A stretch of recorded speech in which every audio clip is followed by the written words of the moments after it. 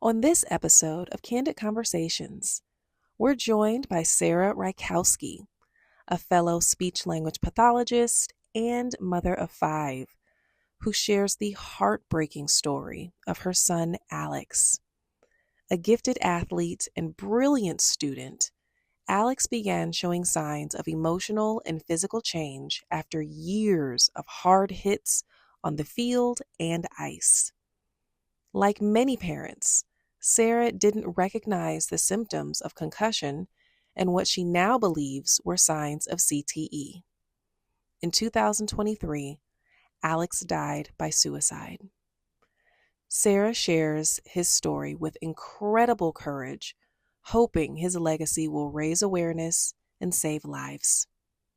This episode is for the parents, coaches, and anyone who loves an athlete. Let's get into it. Hello, and welcome to another episode of Candid Conversations. I have a very, very special guest today, Sarah Reikowski. She is a fellow SLP and the mother of the wonderful person that we are going to talk about today, Alex Hart. Sarah, how are you today? Thank you for being on the show. Yeah, great. I am doing well. Thank you. It's great to be here. Yes, thank you so much. Well, I always like for my guests to start out telling our listeners a little bit about themselves. So please let the listeners know who you are. Okay, my name is Sarah Reikowski, as you said. I am a mother of five. I have four children who walk this earth and then one who's up in heaven. I am, as you said, a fellow SLP. I hold my Cs and I currently work in a middle school. So all in all, life is good and every day's an adventure. So I love that outlook. Well, we are very, very happy to have you. I know that you are in the Midwest. Will you please let listeners know what state you're in?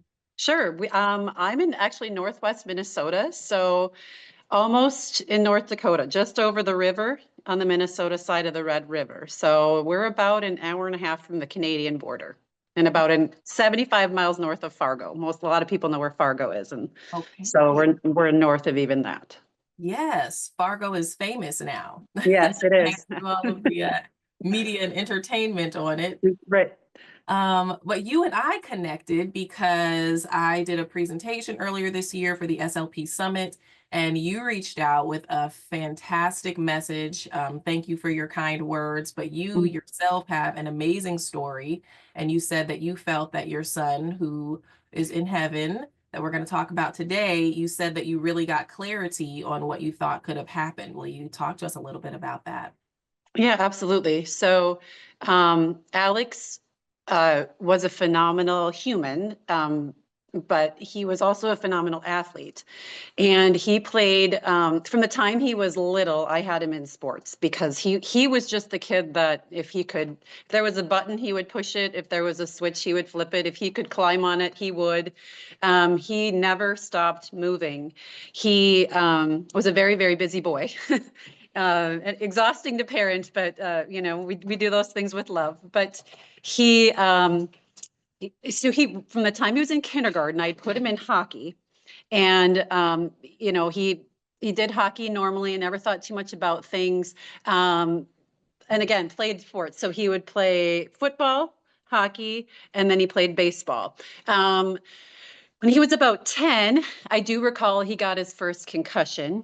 He was messing around with his dad at the time, and it was just innocent play, and he ended up falling and hurting himself and hitting his head, and didn't say much about it until about the next day. And then I took him to the emergency room because he said, I've had a headache for 2 days, and I'm like, oh boy, this is not good. So took him in and was diagnosed with a concussion at that point. And thereafter, he was just involved in sports all the time. And he was very fast. So he was oftentimes in on, tackles.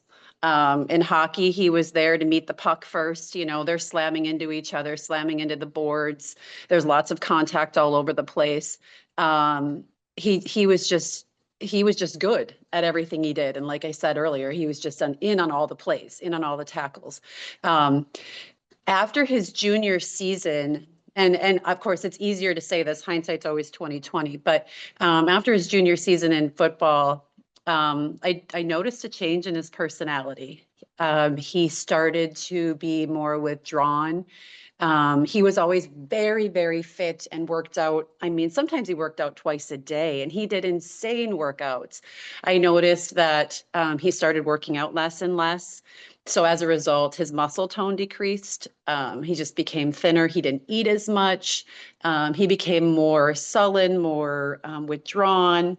Um, just overall, like school performance was he was phenomenally smart. So he didn't really need to be in school to get good grades, but his attendance was really poor. So he still maintained good grades because he was so smart, but his attendance was just awful. He would lay in bed and struggle and tell me every morning he had a headache. He didn't want to go to school.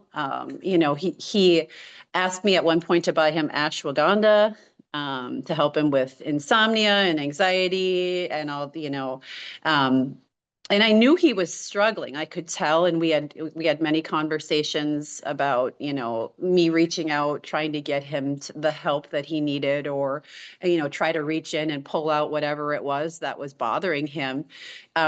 He always he would say that he was struggling. He did ask to go to counseling, but it just never never seemed to get better. It seemed to really get worse over time. And then, of course, he had a senior season in football, which he actually blew out his knee the third week of the season, which was a really big shock and a downer. Of all the things, he had kind of tough shoulders, but never knee problems. And they moved him to a new position, and his teammate rolled into him and took out his MCL. So that was tough. He had to be in a brace, and I do not, there was no, that I don't blame anybody. I mean, it just didn't help the situation. So, I think he was already on a downward spiral.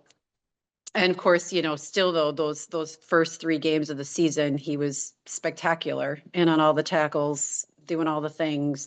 And then he had to sit after his knee, of course, was done. And then January 30th, so a couple months after football season was over, Alex took his own life. So, it was a shock. Of course, no one ever really prepares you for anything like that.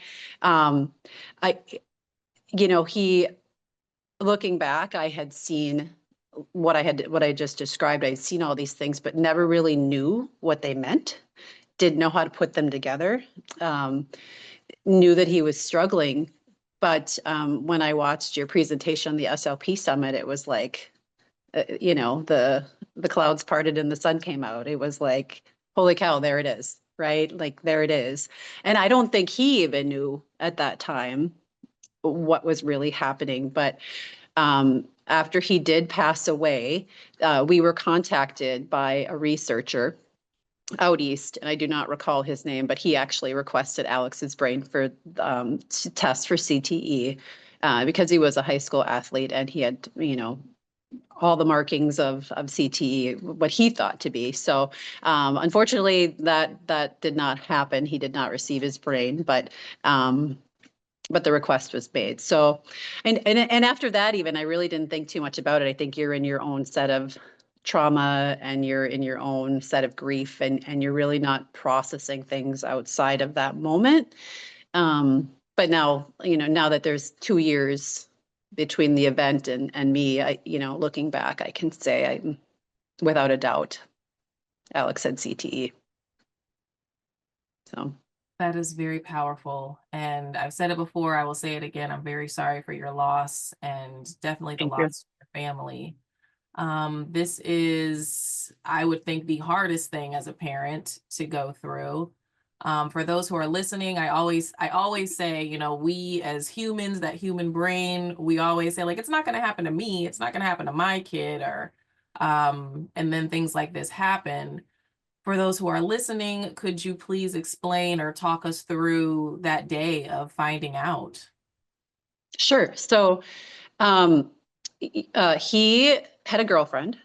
And so it was about their 1 year anniversary. So I had gone grocery shopping in the morning, and the plan was for me to go grocery shopping. And then Alex and his brother was a little bit younger than him, and I were going to go to work out together at the YMCA. And so I got home from grocery shopping, and I noticed when I backed the van into the garage that there was a fire pit sitting there, and I thought that was unusual. But then Alex was just Alex, and he did interesting things sometimes, and so didn't really make too big of a deal out of it. But he told me he was going to go buy an anniversary gift for his girlfriend, and had asked me for money, and I gave him the money. And then I said, well, aren't we going to go work out? And he said, no, I'm just going to go take care of this anniversary gift. And I said, okay, no problem. And so then he took my vehicle and he put the fire pit in the back, and then he left. And so he was gone for several hours. And I started to not feel very well. And so I kind of was laying on the couch, and his brother and sister had reached out to him probably about, it was about 10 o'clock at this point. So I'm expecting him to come back soon. And he had talked to them and said, well, my phone battery's about to die, because I had heard that conversation being taken place in an adjacent room. And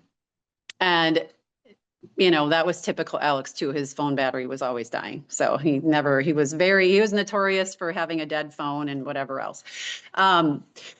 So I fell asleep on the couch and woke up a little after, it was probably 12:30, 1 o'clock. And what does a mother do when they wake up in the middle of the night? We check our kids. So I went to check the kids and noticed that he wasn't home yet.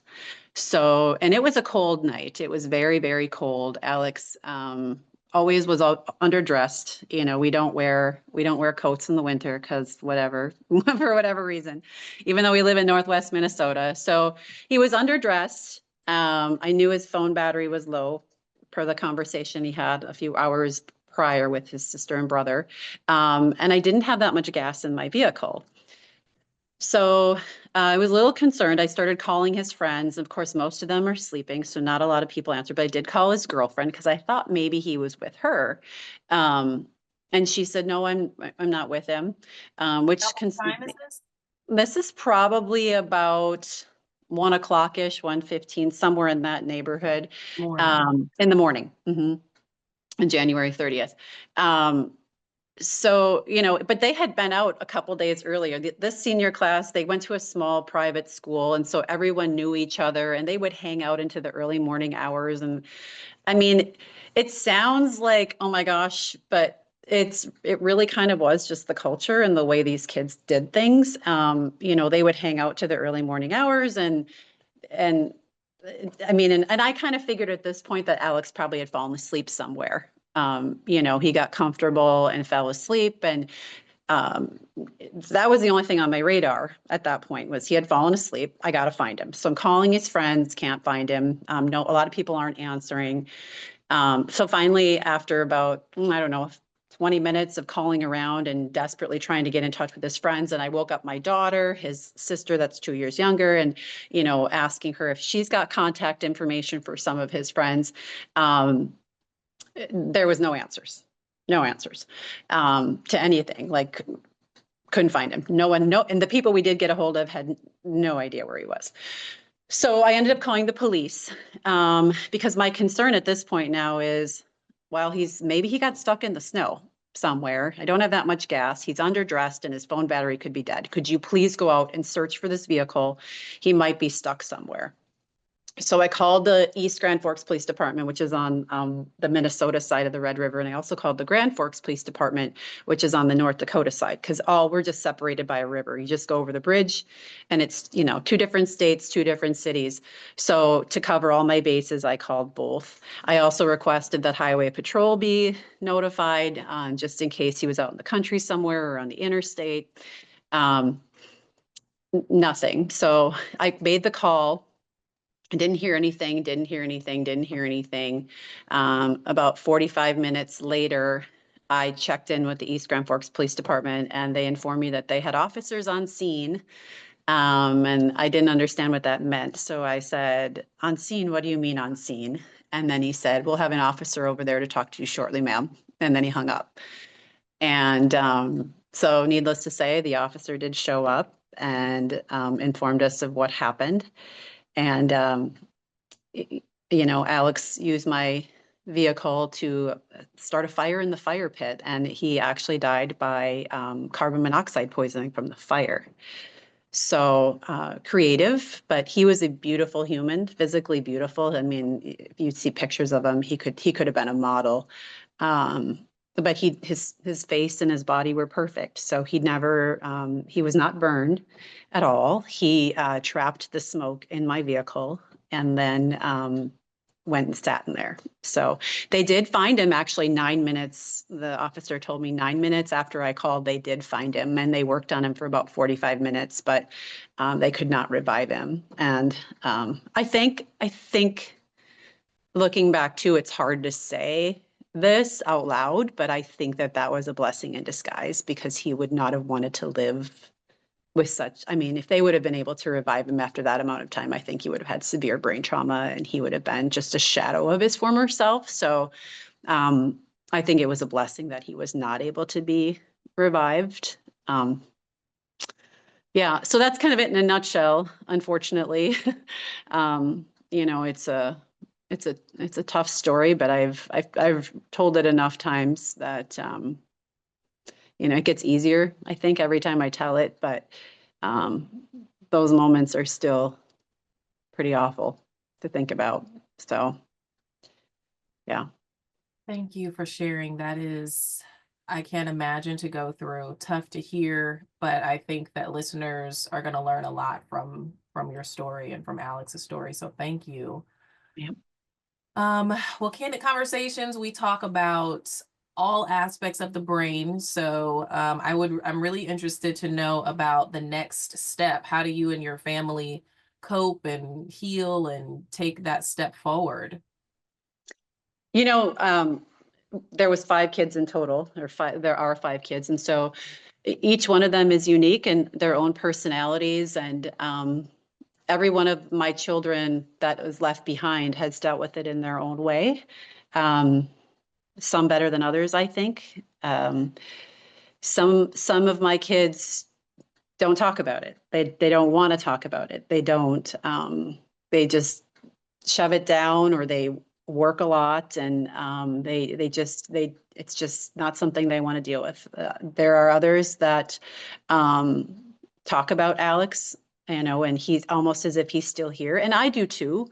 I think he was a very big presence in our family and in our lives, and so I'm not going to pretend like he didn't exist. So I do talk about him. I reminisce. I tell stories about him. Something reminds me about him, of him. Um, I say it. And some of my kids are like that too. So he's still here, just not in the way we want him to be. But it is hard to know, though, the depths at which um, my other kids, my other children's grief sits at, because sometimes they don't deal with it, so, or talk about it. Um, so that remains a struggle for us, but there's really, it's just kind of facing your new reality, and you learn to live with it. And people told me that in the beginning, and they still continue to say that, and it's absolutely true. You just learn to live with it. And I will never really pretend to understand why he felt he had to go to such lengths. I don't like it. But at the same time, I have to weirdly accept it, because it was his choice and this is what he wanted for his life. And there's nothing I can do about that. So that's kind of where I sit with Yeah. things. Yeah. Um, have you spoken to a counselor, a mental health professional to help with this? Yes, I am in counseling. So are several of the kids. At times, they, feel sometimes like they're okay. Um, but yeah, I am in counseling. I hear a lot of, you're a strong and resilient person. And it's like, well, Alex would tell me all the time, about things that I would get upset about or whatever, and I would share with him. He would say, "This is not the hill you want to die on," meaning like, this is calm down and relax and, put things into perspective. And I say that about this situation. This is not the hill I'm going to die on. I'm going to miss him forever. Uh, some moments are harder than others, but this is not going to stop me from living my life. I think that's the healthiest outlook that you can have on a situation like that. Yeah. Thank you for sharing that. You mentioned that Alex was handsome, and yes, he is, listeners. And you also mentioned that he was a great athlete. Could you tell us some other things about Alex? His personality, was he funny? It sounds like he was lighthearted and possibly a kidster. He was very, very deep, like a very deep thinker. So he was knew so much about the world. Actually, one of the books he was reading was like quantum physics, and he read about the secrets of the universe. I mean, these are some of the books that are sitting in his room to this day. He was teaching himself like all this advanced math, and he wanted to be a financial engineer. He was very interested in stocks and investments. As actually, I had helped him open up some accounts, and he would invest. And he was a born leader. People followed him. I remember going to a conference, a parent-teacher conference, when he was about in 7th grade, and for some reason, Alex decided that he didn't need to tie his shoes, and so he didn't. And he would, I mean, and if you've ever not tied your shoes for an extended period of time, I mean, they basically become, I mean, they're shredded within a few weeks, right? And so I would constantly keep buying new shoelaces to put in his shoes, because the shoes weren't worn out. It was just the shoelaces. And when I go to his parent teacher conference, and the teacher said, Alex is such a born leader, and he's like a magnet. Everybody just follows him. And now I have like half the 7th grade boys are not tying their shoes because Alex doesn't tie his shoes. And, I was like, oh boy, that sounds about right. But, he was full of wisdom. And because he was so deep and such a deep thinker, he thought about the world in such a bigger way. He was not materialistic. He was kind to everyone. He was a gift. He was just very thoughtful, generous. He treated his friends well. His friends, they miss him dearly. He was the person that everybody turned to for advice or, a good joke. He was wickedly funny. He would say things like he had a friend who struggled in math, and they would often ask him for help with math, and he said to them one time, "Well, you just need to be in counting numbers math." So, which, if you think about, I mean, you start to think about that and break that down. That's actually pretty funny. But he's just a phenomenal human, truly, all the way around. Everything about him was amazing, and that's why that's why this was such a shock too, because there was so much light and goodness there. How could this have happened, right? Yeah. He sounds phenomenal. He sounds absolutely wonderful. And I think that Really? just how wonderful he sounds, and smart and funny, and that light that draws people in, I think that really speaks to the horrible strength of CTE, that it can take someone Mhm. with such light and change the way that they behave. And anytime that I speak to someone who has been in contact with someone who has symptoms of CTE or is showing that behavior, it's the same comment of, this wasn't like them. This was not Mhm. like them. And Yep. so I think that is very powerful, that that Alex's story is aligning with that this was not part of who he was to do something like this.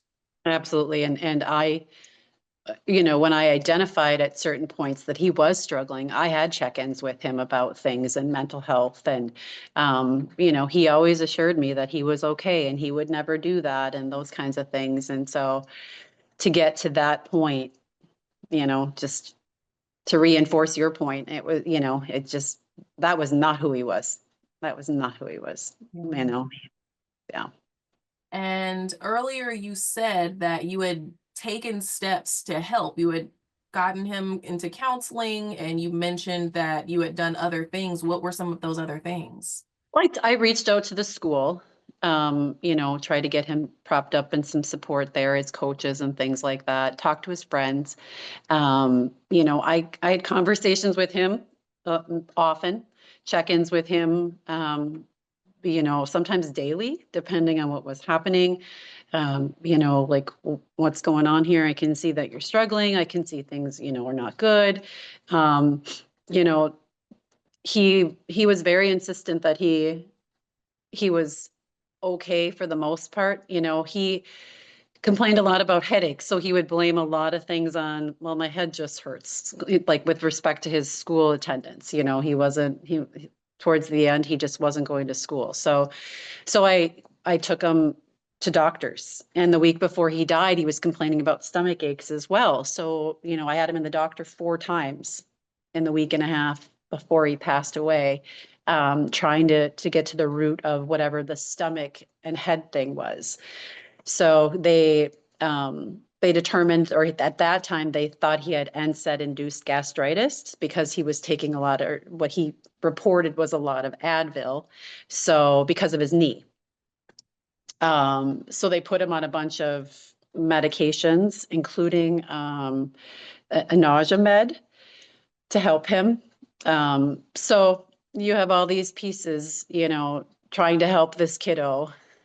But in the end, I don't know if he really wanted help towards the end.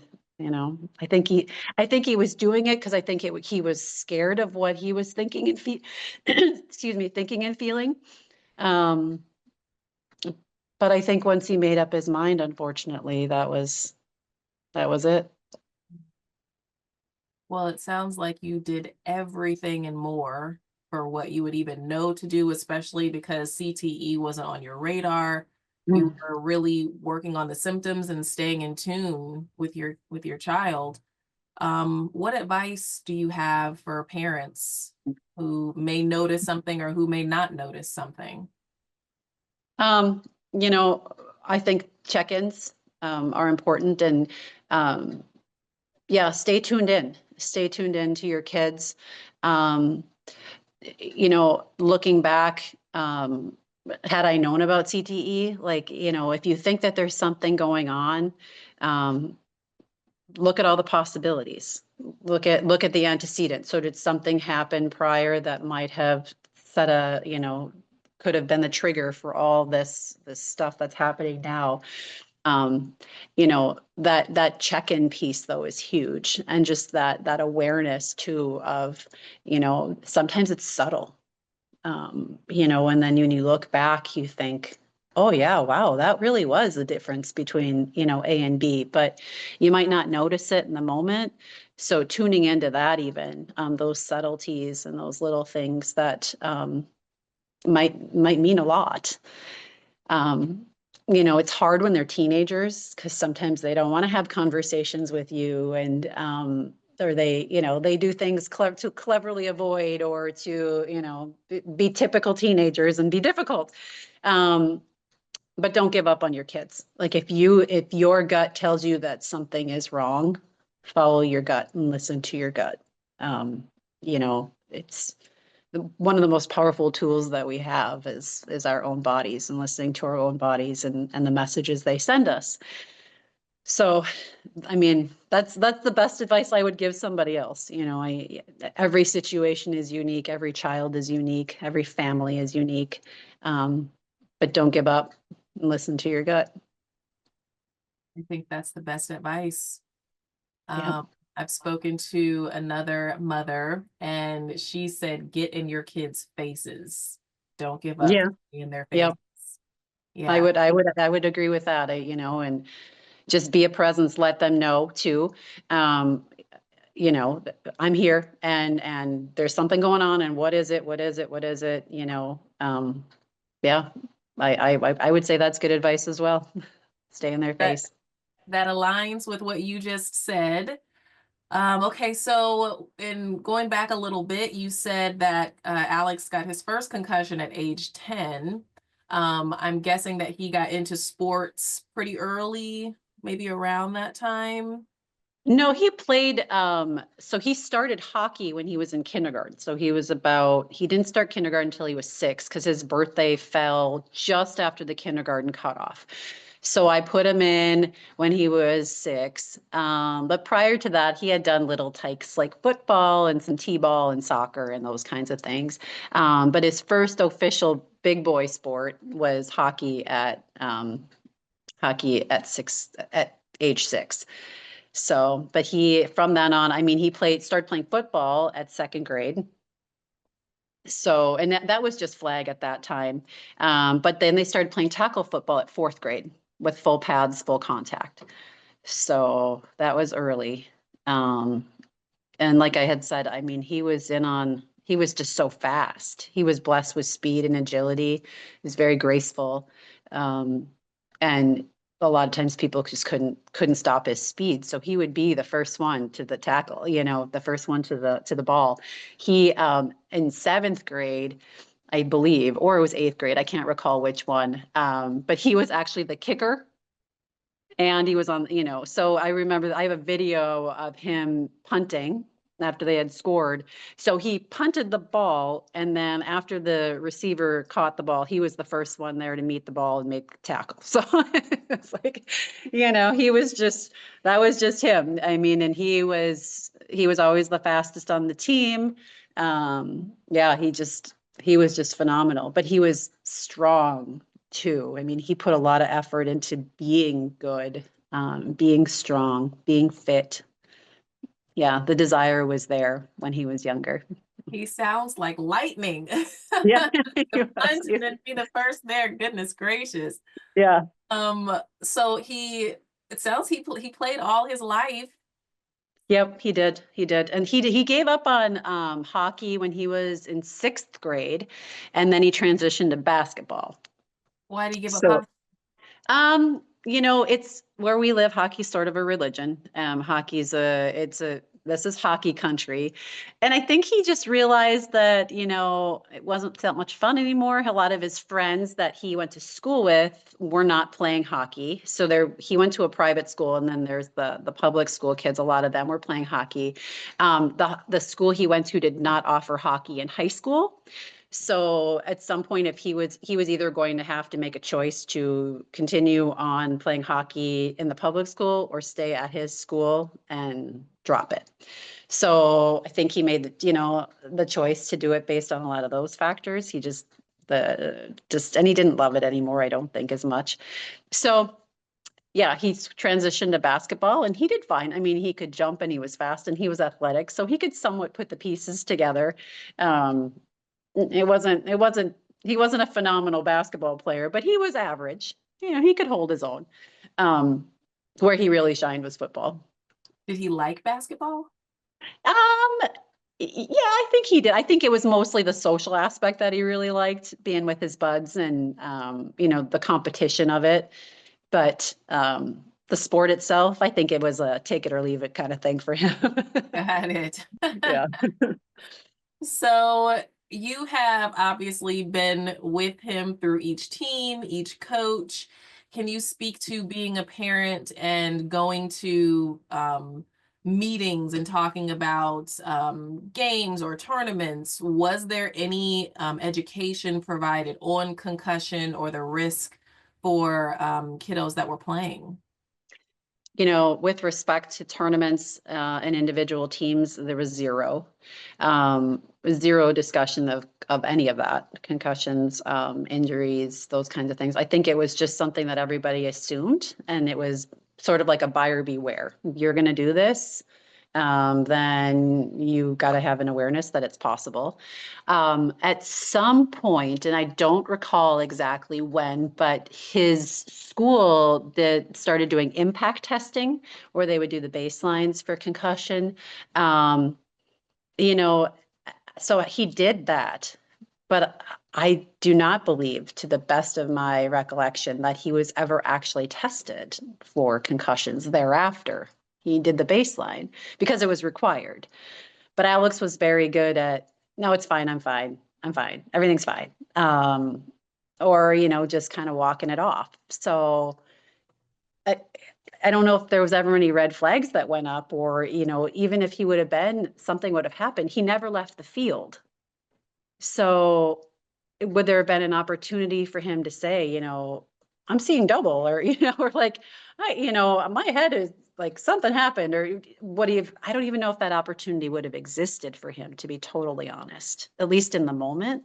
And then afterwards, he never said anything. So while that impact testing was good, that there was no follow up or follow through with any of it afterwards. And like I had said earlier, with respect to individual events and teams, those conversations were never had.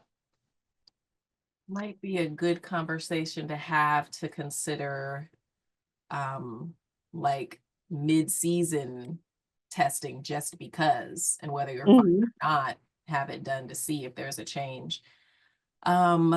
I want to talk about protocols. So you have quite a plethora of experience with these different sports. You've mentioned quite a few. Did any of them have any kind of concussion protocol? If they did, I'm not aware of them, to be totally honest. It's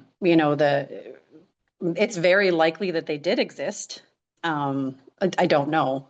I do. I can say though that the school that he played at, as he got older, they started to have a trainer on the sideline.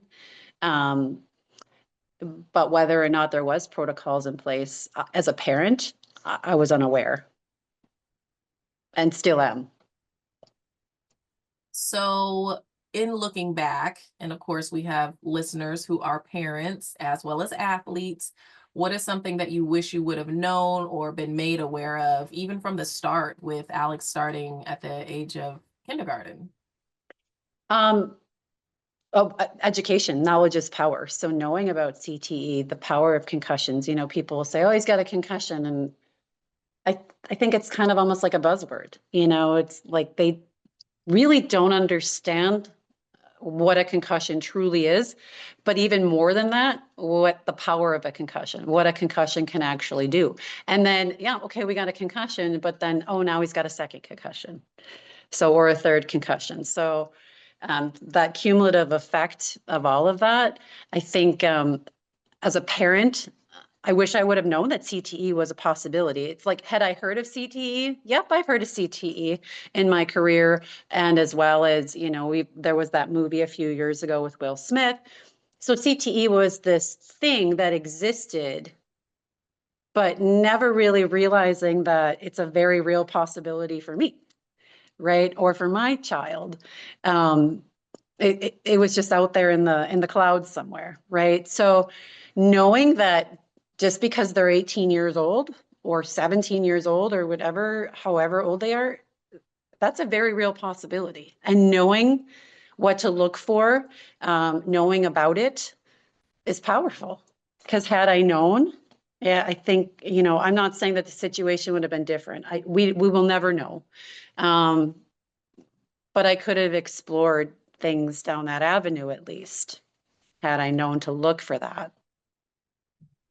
And Alex would have had education on it as well, to have Mhm. answers for what was happening to him. I find that a lot of Yep. athletes, they have the mindset of like, something is wrong, but I don't know what's wrong, or how to ask for help. And with athletes, there's also that tough thing of shake it off and I'm Mhm. okay. I have a question about advice for me and other people who are in the space of raising awareness.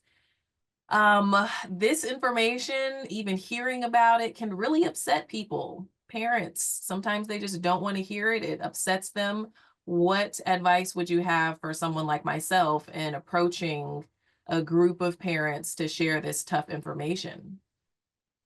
Well, that's just it. It is tough information. But we love our children. We want our children to be successful. We want them to grow up to be flourishing, positive members of society, right? And part of that may include sports or, doing things that are fun, right? We want them to have full, enriched lives, lots of experiences. So it is a tough conversation to hear, but it's an important conversation because it may just save a life, truly. Um, it might be your child, as sad as that would be, but the information that you learn um, might just be enough for you to identify something at some point and take action. Um, we we want what's best, and even though it's hard to hear, learning about it and knowing about it is truly what's best. Yeah. Yeah. Fantastic for the parents. Outside of that, would you have what would you want to say to young athletes of all ages? Tune into your body. Listen to your gut. If you feel like something's wrong, it just might be. So listen to yourself, listen to your gut, listen to your body. Our bodies talk to us. Um, you know, but even more than that, don't be afraid to ask for help. Find somebody, a trusted adult that you can ask for help. Even if maybe it's not your mom or your dad, maybe it's your coach, maybe it's your uncle. Reach out, ask for help. Um, you know, Help is there. You just have to find it. But more often than not, it will be close. It'll be at home, those parents or whatever. But yeah, if you think something's wrong, listen to your body. And also educate yourself about if you want to play sports, especially contact sports, know what you're getting yourself into, know the potential, what exists, the potential's out there. So yeah, I mean, tough conversations with self and others, but like I said, it might just save a life. Yeah. I think it's great what you said, that it may not be your parents, it could be your coach, it could be someone else that is trusted for that, the safe space that's needed for that kind of conversation. And tough conversations that are our reality is some athletes, their parents don't want to hear it. And, they could have symptoms, and the parents, while I'm sure parents' intent is never for harm to come to their children, but there are people who aren't willing to listen to this information. And I think it's powerful to remind athletes and anyone who's listening that it may not be the traditional route of what society says this is who you should be able to go to. So if it is a friend, a sibling, an aunt, uncle, coach, assistant coach, principal, someone that you can trust, just make sure that you're having these conversations, even though they are tough. Just lean in. Yep, exactly. Yeah. I would like to know what you would like Alex's legacy to be. I think about that often, actually.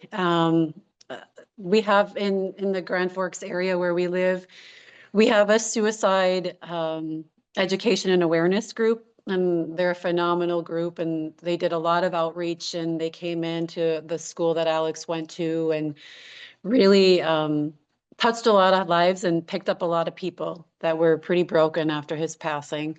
Um, I've thought about going and doing some work with them. Ultimately, I think that this is my journey, though, to spread awareness of CTE. Um, I think that that's where the power is. I didn't know about it, and I'm an SLP, and I worked in a hospital. I've dealt with patients with brain trauma, and hearing my own son had it, I'm certain, and I didn't even identify the possibility. So I think spreading awareness, I think that that's what he would want, touching lives and working with people with CTE. I think that's where his legacy will lie. So what that looks like in the short term or in the long term, I don't know, but I think that that's where it's at.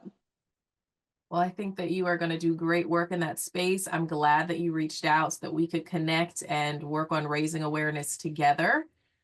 Thank you. Because I say it all the time, like I can't do it alone. You can't do it alone. We have to raise the awareness and work together so that we can get this message out there and hopefully save some lives, improve some lives, extend some lives. Because like you said, it's tough when there is no awareness. So we've Mhm. got to get it out there. Absolutely. Okay. This is the part of the podcast where I like to do the candid questionnaire. So I'm going to ask you 5 fun questions so listeners can learn a little bit more about you. Okay. Okay. So first question, what is one word that your friends would use to describe you? Loyal. Loyal. I Mhm. like that. Okay. Yeah. Yeah. Fiercely loyal. I don't know who else is into this, but what sign are you? I'm a Pisces.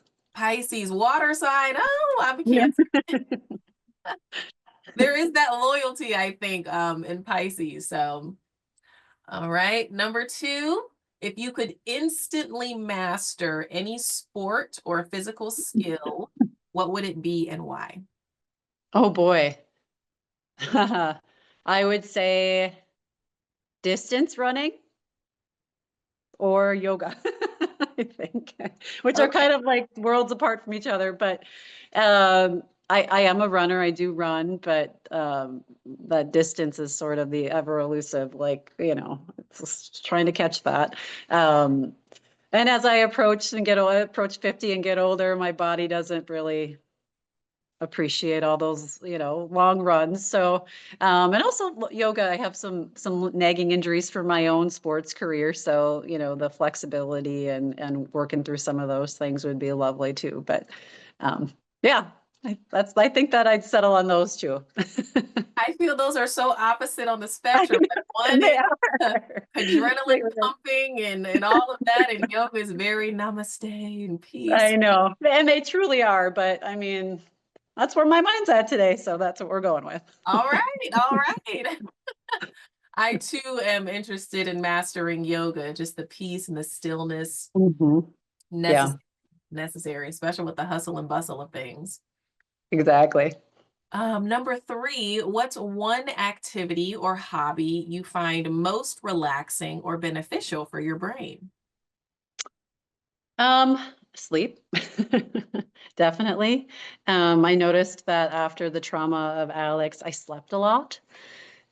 So I think that my brain needed that recovery time. So that's good. I used to read a lot, but life just doesn't allow me to have that time to sit and do that much anymore. But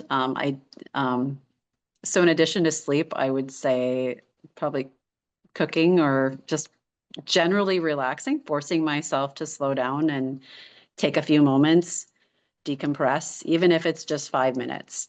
I'm just going to sit here for 5 minutes and not do anything. Um, Sometimes that's a challenge. So, Me, but my fellow SLPs out there, see our brains, we have to force it. We have to slow uh-huh. down. But when you're in those moments of relaxing, you're always thinking like, I could be doing this. I should be doing this. I Exactly. could. Yep. Exactly.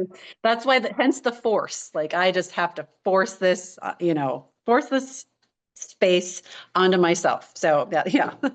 Yes, I can totally relate. Well, good for you for continuing the forced relaxation, even if it's 5 minutes. I say that all Yep. the time. Like, take just a little bit of time for yourself. Your brain really needs it. Exactly. Okay, number 4. What's the weirdest or most unexpected item in your bag or car right now? Oh boy. I don't carry a purse, so that in itself is probably weird. I just carry a wallet. Convenient. Yeah. Um, I know. I have an emesis bag in my car. Okay. Just also known as a puke bag. So just in case somebody decides they're going to throw up. My daughter especially, she gets car sick. So, I've never had to use it, but I do have it. Where do you keep it? I keep it in the console. Okay, all Yeah. right. Yeah. Easy Well, access, just in case. I really quick with grabbing it out right there. Yep, exactly. Yep. What is your go-to guilty pleasure? TV show, movie, or song? Um, not much of a TV watcher, but I do love me some Outlander. Okay. Yes. So if um, I do run on the treadmill and I will watch movies and stuff, but I always, if I can't find anything else, I'll just tune into an episode of Outlander. So I like it. yeah. Oh Okay. yeah. That show is quite a hit. It is. Yeah, with Oh quite a yes. following. Yes. And I bought the books. I started watching the show and then I went back and bought the books and started reading the books. Oh yeah, but that is, oh yeah. Okay. There's You a are lot there, a lot to unpack there, but it's a beautiful love story, but there's a lot of history in there. It's got all the things, lots of drama, it's every good thing wrapped up in the show. yeah. I find that those kinds of things are really an escape, especially when you have like a high functioning, like always on the go mind, like to be able to Mhm. come out of all of that and indulge in somebody else's either crazy or drama or love story, whatever. Absolutely. Yep. And that's, I totally agree. And if I'm yeah, going to watch a movie, I like to watch the mindless, like rom-coms or something that doesn't require a lot of deep thought. Yeah. So I'm right there with you. yes, I call it I need just a little mindless dribble. Yeah, exactly. Exactly. Something where I Exactly. don't have to think or process or analyze or problem solve, Yep. just take a breath and enjoy. Mindless entertainment. Yep. Yes. Yes. Ah, well, thank you so much, Sarah. You have been a pleasure to talk to. Well, thank you. Thank you. I appreciate the opportunity to tell Alex's story. I Mm, am grateful that you were open to sharing with our listeners. And I'm really looking forward to collaboration and how we can work together. I know that when we spoke before, I was brainstorming some potential options, but things are changing and shifting on my end. And so I'll have more to come and more to share, but we will stay in touch so that we can team up and make sure that Alex's legacy is cemented and that we continue to do this work and raising awareness. It's very important. absolutely. That sounds wonderful. Well, thank you very much. We will talk soon and have a wonderful day. Thank you. You too, Dr. Kelly. I appreciate the opportunity. Have a great day. Thank you for tuning in to Candid Conversations with Dr. Kelly. I hope today's discussion left you inspired, informed, and ready to take on your next challenge with a clearer mind. If you enjoyed this episode, don't forget to subscribe, leave a review, and share it with someone who needs to hear it.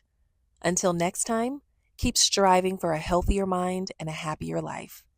I'm Dr. Kelly, and this has been another Candid Conversation.